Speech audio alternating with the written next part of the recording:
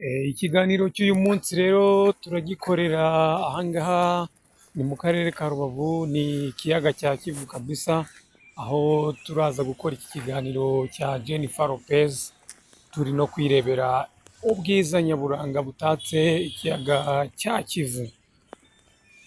Kankwifurize rero igitondo cyiza no kugubwa neza. Iyi ni New Line Rwanda, iyi ni New Line Rwanda kabisa. Ndi Emmanuel nk'ibisanzwe rero ni amakuru agiye acicikana ku mbuga nkoranyambaga y'abasitari batandukanye, noneho ubu ngubu mbajyanye muri Leta Zunze Ubumwe za Amerika. Turi ku itariki rero 11 mu kwezi kwa 11 rero urumva ko ari rimwe inshuro enye zigenda ziganza mu mwaka w'ibihumbi 2024. Inkuru rero nyamukuru uyu munsi none tugiye kuganiraho ni inkuru y'umuhanzikazi akaba n'umukinnyi wa filime, ni Jennifer Lopez, icyamamare kabisa. Ubu rero bivugwa ko yatandukanye n'umugabo we wakane bashyingiranywe n'amategeko, akaba ari umugabo wa kane mu bagabo 4 bashyingiranywe n'amategeko batandukanye nawe.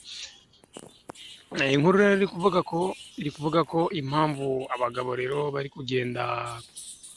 kugendera kure uyu muhanzikazi Jennifer Lopez.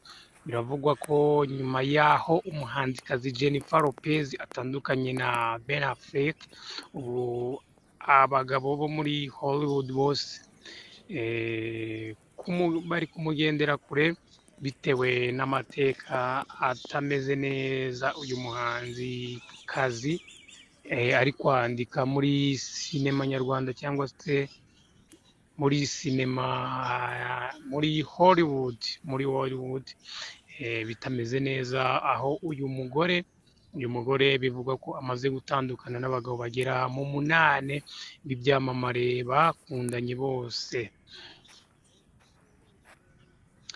Jennifer Lopez rero ni icyamamare gisanzwe gikora filime kandi kigakina n'izo filime, kikaririmba indirimbo zigiye zitandukanye, ngira ngo mwarazikurikiranye cyane. Jennifer Lopez rero umuhanzikazi akaba n'umukinnyi wa filime, n'umwe mu bagore b'ibyamamare bamaze iminsi bagarukwaho binyamakuru no ku mbuga nkoranyambaga nyuma yaho atandukanye na Ben Affleck wamamaye muri sinema. Iyi rero yahise iba inshuro ya 4 Jennifer Lopez atandukanye n'umugabo we bashyingiranywe, mu gihe urutonde ari rurerure rw'abagabo benshi batandukanye batarakora ubukwe n'uyu mugabo, harimo n'uwitwa Alex Rodriguez, ngira ngo muramuzi uyu mukinnyi nawe batandukanye benda kurushinga. Mu nkuru rero isekeje kandi itangaje ikomeje gukwirakwira mu binyamakuru byo muri Amerika, icyo bise TMS n'icyitwa US Weekly, rero bivuga ko noneho ubu abagabo by'umwihariko bo muri Hollywood bari kugendera kure uyu muhanzikazi Jennifer Lopez, kuko badashaka ko abagwisha mu mutego wo gukundana nawe. Uyu rero Jennifer Lopez ni umuhanzi umenyerewe cyane ko akundana n'abasitari yarangiza akabata.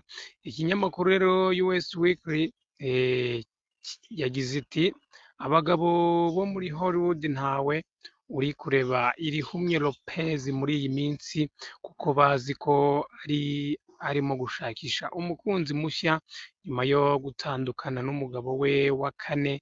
Bazi ko icyo abashakisha we ari gukundana n'umugabo w'icyamamare kandi bagahita babana byihuse, nyamara ngo ntabwo ashoboye inshingano burya z'umugore, ahubwo aba yishakira guhora imbere ya paparazi cyangwa se y'ibinyamakuru. Ni mu gihe rero ikinyamakuru cyitwa TMZ yo yatangaje ko uyu muhanzikazi benshi bita J-Lo atari kurebwa irihumye n'abagabo, kuko bazi ko ari gushaka igipimo gishya, umukunzi cyangwa se mushya, kandi akaba ashaka igipimo gifite izina muri Hollywood. Iki rero ngo nicyo kiri gutuma bagenzi be b'abagabo mu myidagaduro ntawe uri kumuha umwanya ngo atamushyira muri uyu mutego. Rero Jennifer Lopez w'imyaka 54 uri kuvugwaho kuba ari gushakisha umukunzi mushya, azwiho kuba yarakundanye n'abagabo benshi b'ibyamamare barenga 8 barimo uwitwa PDD Drake, Alex Rodriguez, uwo bita Caspera Smart, uwo bita French Montana, n'uwo bita Tom Motola, n'uwo bita Wesley Snipers n'abandi, ndetse akaba amaze guhana gatanya n'abagabo bagera muri 4. Biravuga ko abagabo bo muri Hollywood bari kugendera kure Jennifer Lopez.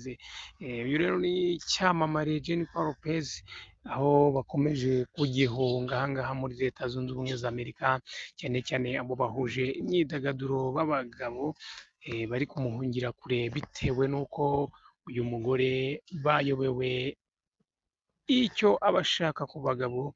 Abenshi bati uyu mugore aba ashaka kubarya umutima gusa, ubundi nta nshingano z'urugo ashoboye.